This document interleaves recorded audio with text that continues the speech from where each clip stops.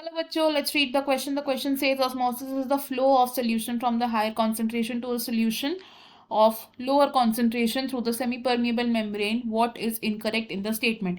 A. Exact concentration of the solution is not given. B. Character of semi-permeable membrane is not given. C. Flow of solution is not possible through the semi-permeable membrane. D. All of the above. Question में हमारे पास एक statement दी गई है regarding osmosis. हमें बताना है कि इस स्टेटमेंट में क्या इनकरेक्ट है.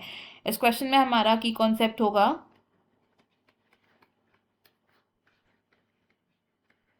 ऑस्मोसिस. ऑस्मोसिस को हम डिस्क्राइब कर सकते हैं as the movement of water from a region of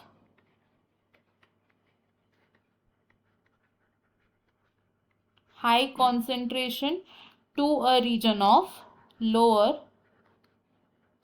concentration, to a region of lower concentration through a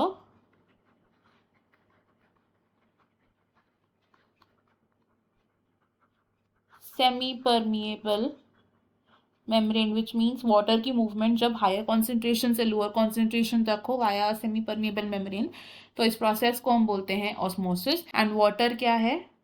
water is considered as the universal solvent. तो ऑस्मोसिस की प्रोसेस में solvent move कर रहा है from one region to another, ना कि solution. Diagrammatically अगर osmosis को हम समझे तो let's assume this is a beaker जिसमें हमने दो चेंबर्स बना दिए, chamber A and chamber B.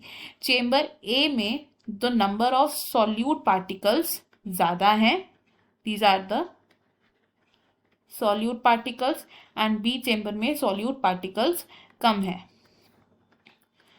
दोनों ही चेंबर्स में हमने वाटर भर दिया है. तो बी वाले चेंबर में जो वाटर की कॉन्सेंट्रेशन है, वाटर की कॉन्सेंट्रेशन कैसी है? हाइयर कॉन्सेंट्रेशन है. और ए वाले चेंबर में सॉल्यूट की कॉन्सेंट्रेशन हाई है. तो वाटर मूव करेगा from a region of higher to lower concentration, यानी कि वाटर मूव करेगा from chamber B to chamber A. तो दिस इज ऑस्मोसिस. एंड अगर हम अपनी स्टेटमेंट्स देखें तो इस स्टेटमेंट में क्या इनकरेक्ट है? That flow of solution is not possible through the semi permeable membrane, क्योंकि फ्लो किसका हो रहा है? सॉल्वेंट का हो रहा है, ना कि सोल्यूशन का. Option A, option B and option D हमारे रॉन्ग हो जाएंगे. इस क्वेश्चन में हमारा करेक्ट आंसर ऑप्शन सी होगा. I hope you have understood it well. Best of luck. Thank you.